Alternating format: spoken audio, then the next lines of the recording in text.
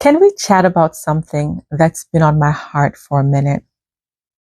One of the biggest changes that I've noticed since starting hormone replacement therapy wasn't my sleep. It wasn't my energy. It wasn't even the brain fog. It was something I never expected. It was the kind of mom I was becoming. There were days when I loved my boys with everything in me, but I didn't always have the bandwidth to show up the way I wanted to. Little things felt big. Noise irritated me. Repeating myself over and over again felt exhausting. Their normal sibling arguments had me yelling across the house. Morning routines became overwhelming. Homework felt mentally draining. Afterward, I'd sit there thinking, why did I react like that? I'd apologize to my boys because I knew that wasn't really me.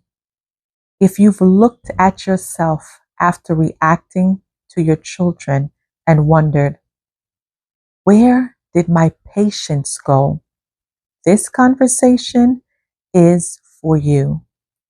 So grab your tea, get comfortable, and let's chat. Hey Empress, welcome back to Chattin with Lex, where we're having honest conversations about hormones, wellness, longevity, confidence, and thriving in our 40s and beyond.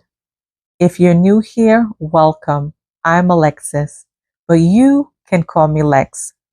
If this sounds like the type of community you've been looking for, make sure you subscribe because we have plenty to talk about. Now, let's take this journey together. You know, one thing motherhood has taught me is that loving your children and having the emotional capacity to parent them are not always the same thing. I never questioned how much I loved my boys. Never. They've always been my world. But before I started hormone replacement therapy, I felt overstimulated.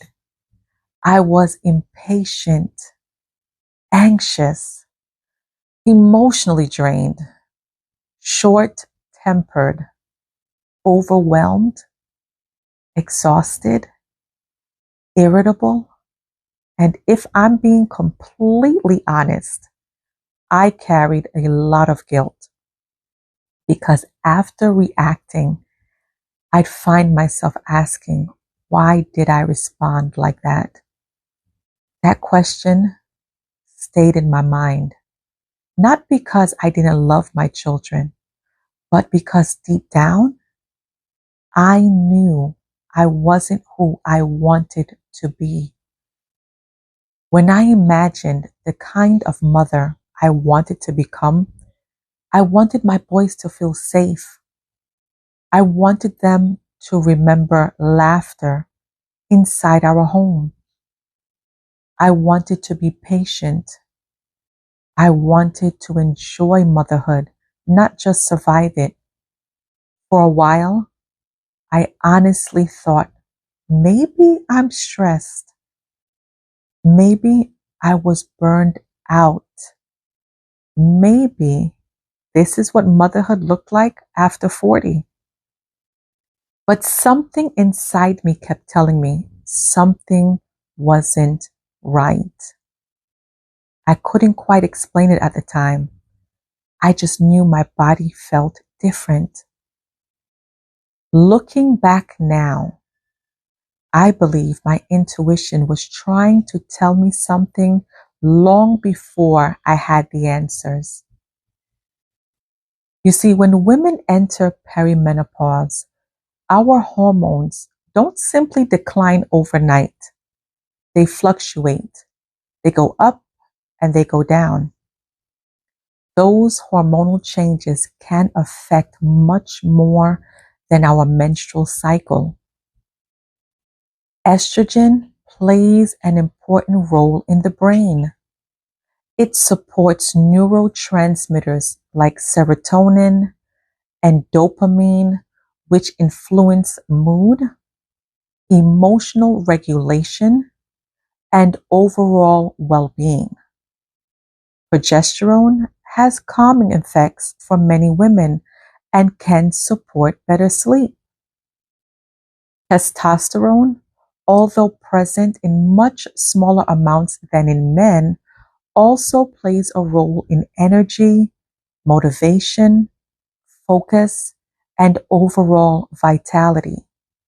So when these hormones begin shifting, some women notice changes in patience, sleep, stress tolerance, focus, energy, and emotional resilience. Now, that doesn't mean that every emotion is caused by hormones. Life is still life. Motherhood is still demanding. Stress still exists. But when hormones are a part of the picture, supporting them may help some women feel more like themselves again. You see, for me, learning about hormones helped connect pieces of a puzzle I didn't even realize I was putting together. After talking with my healthcare provider, we decided that hormone replacement therapy was the best option for me.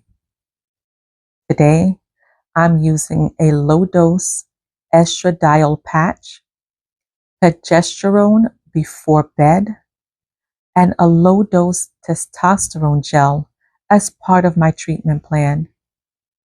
And something surprised me.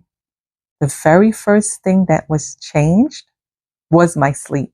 Within just a few days, I was sleeping better than I had been in a very long time.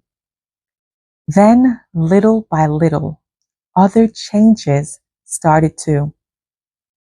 I noticed I could catch myself before reacting.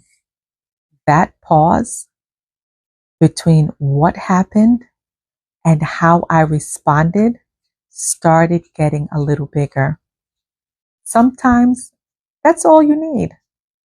Just enough space to choose patience instead of frustration. I found myself enjoying family time more, listening when my boys wanted to tell me about their day instead of feeling mentally checked out. Doing fun things together without feeling completely depleted afterward. My boys haven't said, "Mom, you've changed," but I know I have because I feel it. Maybe the biggest difference is that I don't end nearly as many days asking, why did I react like that? One thing I want to be very, very clear about. Hormone replacement therapy didn't make me love my children more. I've always loved them with everything in me. But what it has done is give me more emotional capacity to show that love the way I've always wanted to. And that's a beautiful gift, not just for me, but for my family. I've also learned something else. Supporting your body isn't selfish. Sometimes it's one of the most loving things you can do for your family and for the people who depend on you. Because when you're healthier, more rested, and more emotionally present, your family benefits too.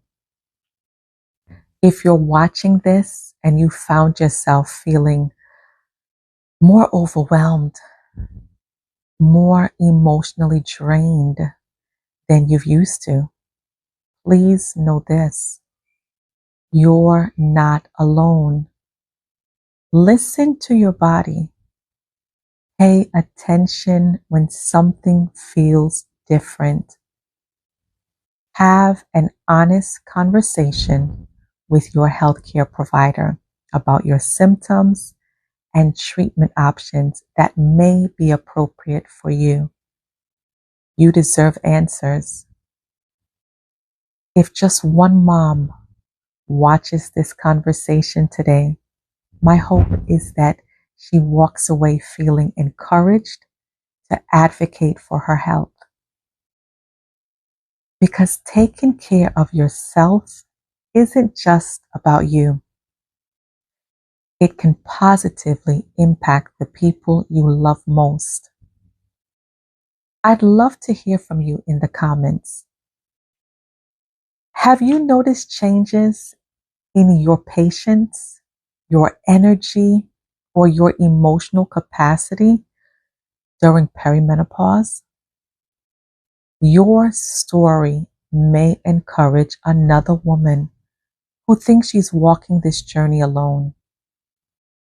If today's conversation encouraged you, don't forget to like this video, subscribe if you haven't done so already, and share it with another woman who may need this encouragement.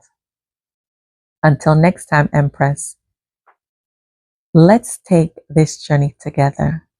It's time to thrive. I look forward to seeing you in the next episode. Talk to you soon. Bye bye.